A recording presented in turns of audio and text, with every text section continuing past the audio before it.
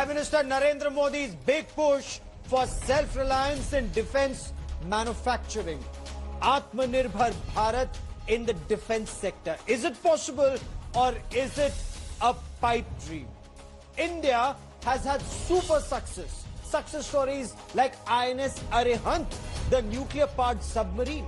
But it also remains a fact that India has still not been able to manufacture the infantry personal weapon. And even now, 73 years after independence, India has to import rifles from other countries. And this is a country where we have two live and active borders and hostile neighbors like China and Pakistan. We will get you the inside story. Is Atmanirbhar Bharat in defense a possibility or a pipe dream? Dr. G. Satish Reddy, Chairman of the Defense Research and Development Organization, he's joining us on the show. Dr. Reddy, welcome on India Today. We'll have a conversation, but first, as always, let's get started. Our top focus story on the broadcast is Atmanirbhar Bharat in the defense sector. Is that even possible? Focused self-reliance in the field of defense. Now, the Narendra Modi government has decided that systematically there will be a ban on import of 101 defense items. The center has also all but cleared two big made in India defense deals. One for the light combat aircraft Tejas and the other for the light combat helicopters, both that the Indian Air Force desperately requires. The big question.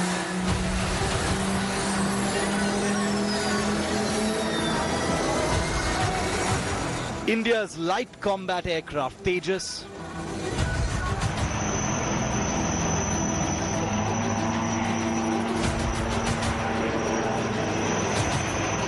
India's light combat helicopter. Two indigenously developed military aircraft now on the threshold of a massive milestone. With Defence Minister Rajnath Singh unveiling India's first import ban list for military hardware, the decks are now cleared for two massive Indian deals. A $5.2 billion deal for 83 improved Tejas fighter jets, codenamed the Mark 1A, and the first ever contract for 15 indigenously developed light combat helicopters. With the government declaring Atmanirbhar Saptah or Self-Reliance Week, there's strong buzz that Prime Minister Modi could make an announcement on Independence Day on August the 15th, though there is no confirmation of this so far. What is certain though is that the final green signal has been given for both deals to be signed.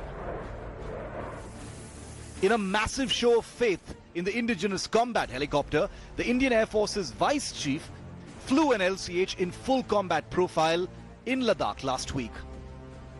He is said to have been very impressed with the machine, and ahead of the first historic order, two of these helicopters have been deployed to Ladakh on a force projection mission with the Indian Air Force. After a long and troubled development cycle, the light combat aircraft entered squadron service with the Indian Air Force in 2016, with half of about 40 aircraft delivered already to populate two squadrons.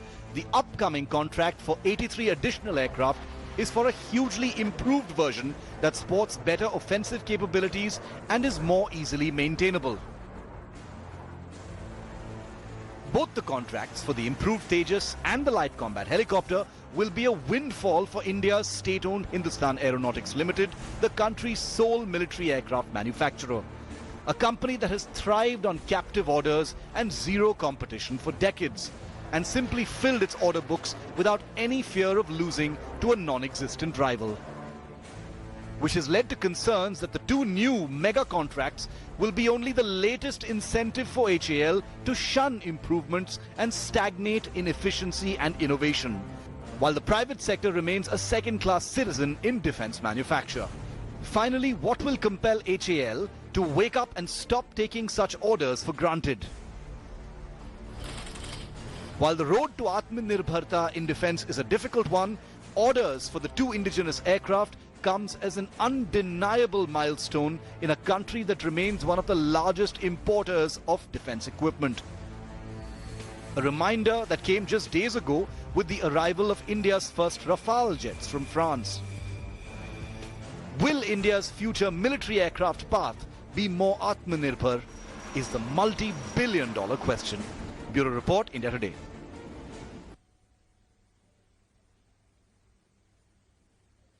India is now the third largest market for defense goods. We should be perhaps one of the biggest markets to export. Let me quickly bring in Dr. Satish Reddy. Dr. G. Satish Reddy is chairman of the Defense Research and Development Organization. He joins me on India First. Dr. Reddy, what's the roadmap and with milestones to achieve this Atmanirbhar Bharat in critical technologies, where we go beyond just slogans of Atmanirbhar Bharat, sir? It's one of the very important decisions what the government has taken. Honorable Raksha Mantri Shri Rajnath Singh Ji has announced 101 items which not to be imported. So this paves the way for the Indian industry, the R&D organizations to work together and come out with many more such items and produce them and supply to the armed forces. This paves the way for the Atmanirbhar Bharat, which Honorable Prime Minister has given a call, and thereby we become completely self-reliant in the area of defense of the country. Okay. Sir, you have a captive market. The armed forces are your customers. But let's get into specifics. Let's, for example, talk about the main battle tank Arjun. There have been time overruns. There have been tremendous cost overruns. Let's talk about the light combat aircraft Tejas. 36 years. The cycle was 36 years and it's still flying on the American GE404 engine. So, you know, how does Atmanirbhar Bharat actually implement itself or reflect itself on ground beyond words in defense manufacturing? Gaurav, when we have been working in the last 25 to 30 years, there have been many technological challenges out of non-availability of the infrastructure, many facilities, test facilities, the ecosystem in the country. But today's scenario is completely changed scenario. The many facilities have come, a lot of infrastructure has come, the ecosystem, in the sense there are many academic institutes who are working on defense-related technologies and defense-related research today. There are many industries. Today I can very confidently say there are more than 1,800 industries which are working as Tier 1 and Tier 2 industries. If you take about Tier 3 industries, there are about 10,000 industries which are working with us. And so there is a good ecosystem existing. With this, it is much more faster and much more easier to come out with systems in a very fast manner, and there are lots of youngsters and startups which are joining the fray today and who are coming out with newer innovations, newer ideas, and many of them are actually coming out with research programs wherein we can fund them and come out with state-of-the-art technologies and futuristic technologies also for tomorrow. As such, there are actually many technologies which have been developed in the country, where the country is actually today has the confidence to develop many of the systems. Very good. Very good. So how do you integrate what the armed forces actually require and what you can deliver, and also ensure that there are no time and cost overruns? You know, what forces genuinely need, how quickly will you be able to deliver that, sir? Is there a time frame? This is one of the issues what we are actually sorting it out. The processes are being made very simplified. The systems are and the processes which are there we are combining many things, and number of steps are being reduced, and a lot of efficiency measures are being brought in, and also we are involving the industry right at the beginning of the development stage, so that even during the trial stage the number of steps can be brought down, And so this how we are trying to reduce the time overruns and also cost overruns and try to meet the schedules in a very clearly laid ped chart, going by each and every task every month, dividing them into every month task and then trying to meet them. Fair enough. Dr. Reddy, for the moment, many thanks for joining me here on India First. I sincerely hope Atmanirbhar Bharat is a success, because that is something that the Indian defense sector so desperately requires. Not just manufacture for our armed forces here, but hopefully in the times to come also export to the world.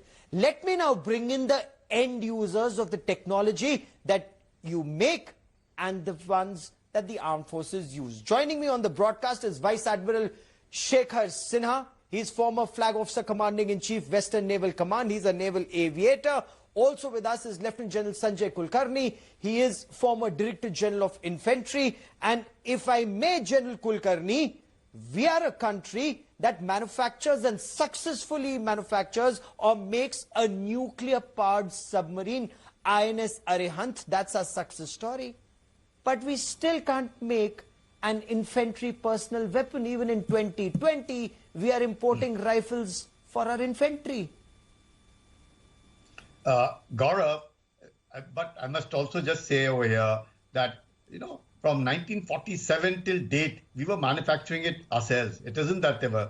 But yes, there have been defects. The user wasn't satisfied with what it is. And it is just an interim measure which has resulted in this import of 72,000 and then a repeat order of 72,000. That isn't not even a very small sum, but the larger part will be manufactured in India, and which is in collaboration.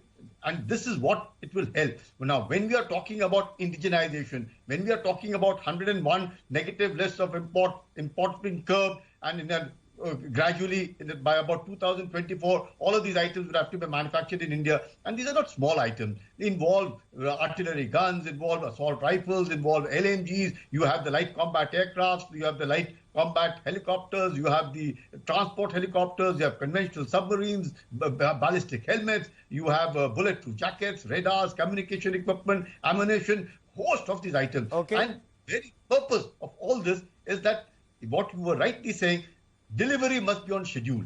The services must get the bang for their buck. Yes. And the quality, there should be no compromise on the GSQR. We should be able to deliver state-of-the-art, and we have the capability and the ability. Okay. So is the problem, and Admiral Sinha, you're not only a naval officer, you're also a naval aviator. Has the problem been in accountability? That there is no accountability. DRDO, if I may, it's almost like a ये भी बनाना है, ये भी बनाना है, ये भी बनाना है, और कुछ बना के deliver नहीं किया, or at least quality hasn't been delivered. Has that been the problem? Let's take light combat aircraft. 36 years in the making and still flying on American engines. We still don't have the Kaveri engine. We don't have the technology.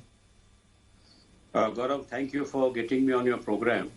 I spent about 3.5 years in the headquarters Integrated Defence Staff, looking after procurements and Defence Acquisition Council. The Prime Minister has put a lot of expectation on the DRDO and PSU, and they must perform and come up to his expectation, because he has made a public announcement. And the proof of pudding, Gaurav, is in eating it. So I think that we'll have to see. One of the things which, with due respect to Dr. Satish Reddy, what he didn't mention was the work culture. For work culture, you don't require, industry support, or you don't require. What you require is, there should be some pride in what you're doing. कुछ गौरव होना चाहिए कि time पर हमको करना है. So this has been the biggest problem because of the work culture of the DRDO. And there was a time when we did an audit. 30% of the DRDO projects were the ones which were required by the armed forces, and the rest of it was, really speaking, the DRDO should not have been doing. But having said that, all is not lost. Let me also say some of the success stories, Gaurav. One you mentioned about the nuclear submarine. It may have taken time, but it is completely indigenous, and the follow-up submarines which are coming up, they will be as good. the sonar systems, the sound-operated navigation and ranging equipment, which the ships and submarines use to find their target and then attack it with the help of torpedoes. Yes. That has been a big success story. Present one, we started with HUMWAD, and now we are using the HAMSA new generation. Let me say very confidently as a naval officer that it is one of the best sonars in the world. Then the success story, another one is electronic warfare, which many people talk about. All the electronic support measure and electronic warfare, the countermeasure systems, they really produce some wonderful equipment fitted on our ships. And the integrated guided missile program, it's a big achievement, Gaurav. Whatever you say, they have done it well. Especially so Agni, I think the Oh, absolutely. So where is the problem? Is the problem with accountability? Yes, the problem is with accountability. That even if DRDO or the Defense 41, no competition, no accountability, captive market, money would be parked there and soldiers would not get bang for that buck. I remember before the Kargil war, the Indian Army needed the ANTPQ-37 weapon locating radars. DRDO said they'll manufacture it. We didn't have it in the Kargil war and our soldiers paid for it with their lives, and that's unacceptable. General Kulkarni, how do you ensure that this doesn't happen again? ANTPQ-37s were later acquired from the United States of America as part of the FMS. But what I want to understand from you is, let's take 155mm howitzers. We had the technology to make Bofors guns. We imported Bofors. We had the designs. We had the maps. Why didn't we make it? We had the charts. Why didn't we make it earlier? Where was the problem? And are we now capable of manufacturing the upgraded 155mm howitzers in our own country to the satisfaction of our armed forces? See, Gaurav, we have in fact made Dhanush, which could be said as a further upgrade of the Bofors. It isn't that we are not capable. We are very much capable.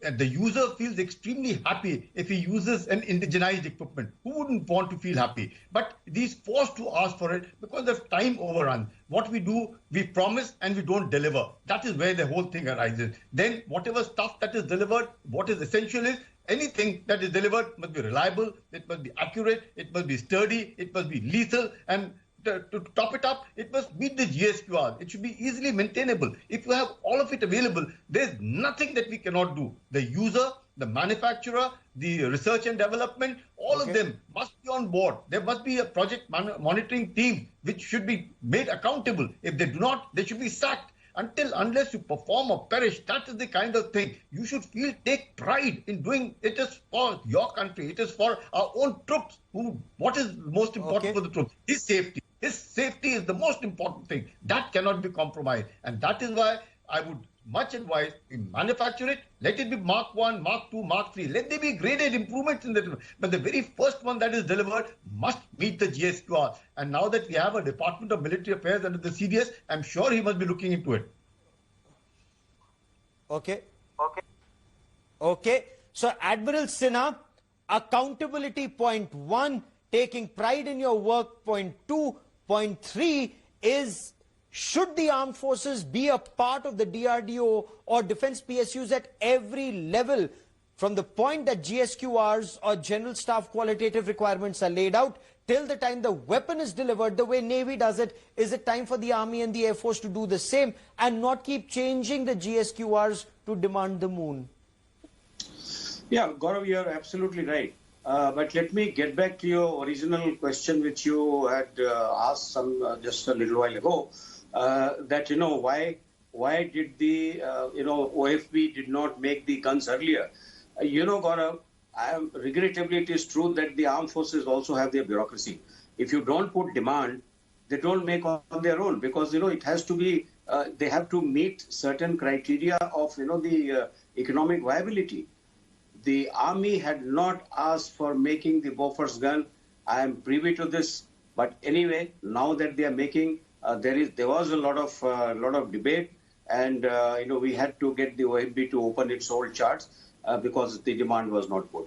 Anyway, coming back to the question that what you said just now, yes, the armed forces, the user must be involved right from the time that there is a design.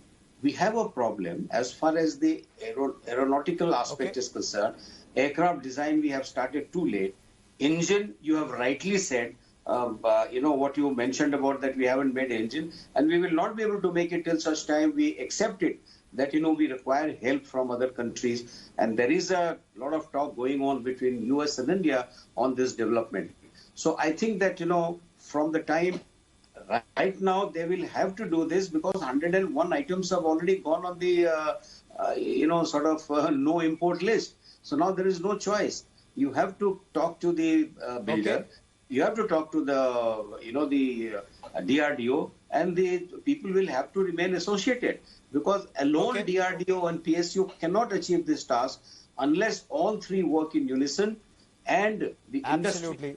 Industry is very important. For example, the transport, light transport aircraft, now it has come into the no import list. And I know that the replacement of Avro, Gaurav, the case has been going on for too long.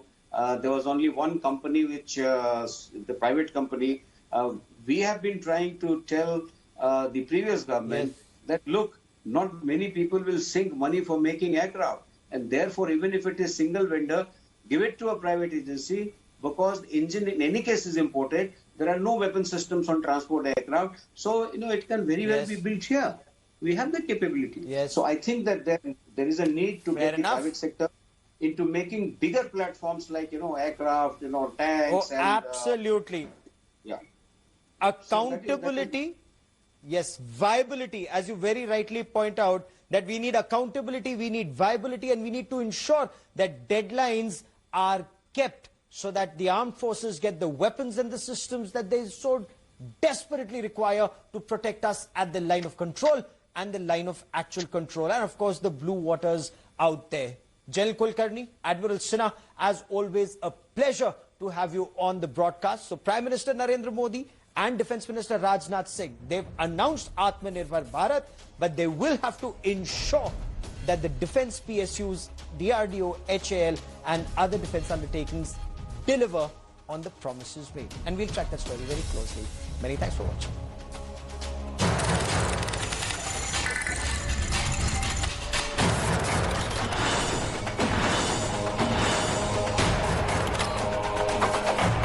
Hello everyone, this is Rahul Kamal here. Hope you enjoyed this video. For the latest news and analysis, like and subscribe the India Today YouTube channel and don't forget to press the bell icon to stay updated.